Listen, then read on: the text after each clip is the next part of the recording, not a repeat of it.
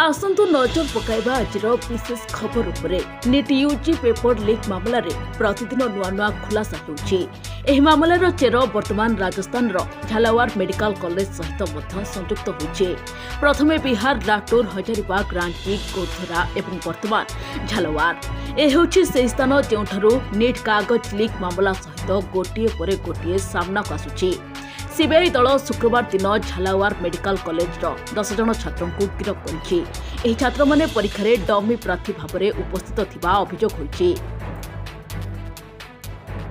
उत्तर पश्चिम बंगोपसागर रे सृष्टि होइछि लघुचाप। 2 दिन धरि उत्तर पश्चिम दिगरे एहा गति करिवो। राज्य रे मौसुमी सक्रिय थिबा बेले बंगोपसागर रे लघुचाप सृष्टि होइथिबारु किछि जिल्ला रे प्रबलरु अति प्रबल वर्षा नै पूर्वानुमान करिछि आंचलिक पाणीपाग केन्द्र।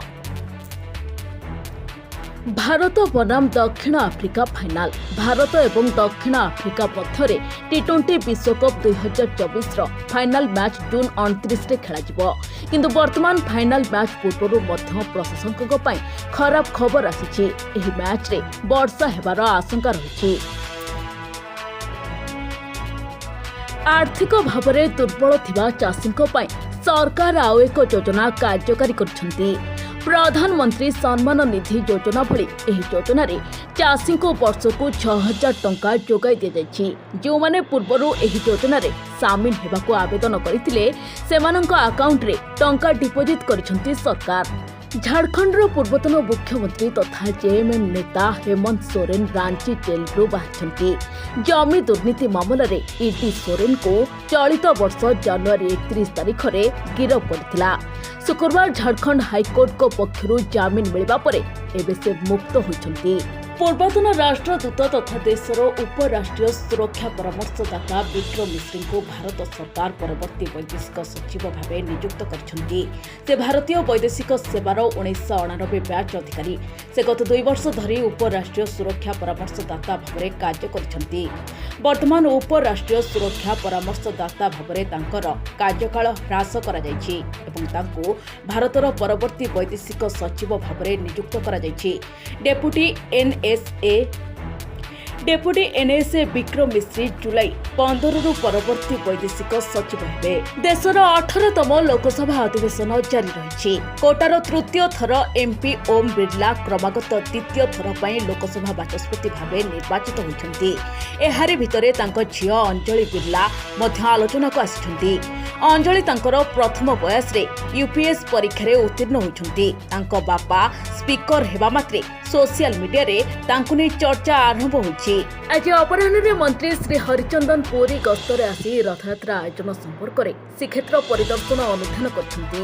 एही अवसर में श्रीक्षेत्र को भारत वर्षर सर्वश्रेष्ठ तीर्थक्षेत्र भाव में परिगणित कराजिबो बोली आईन पूर्त और अबकारी मंत्री पृथ्वीराज हरिचंदन कहते।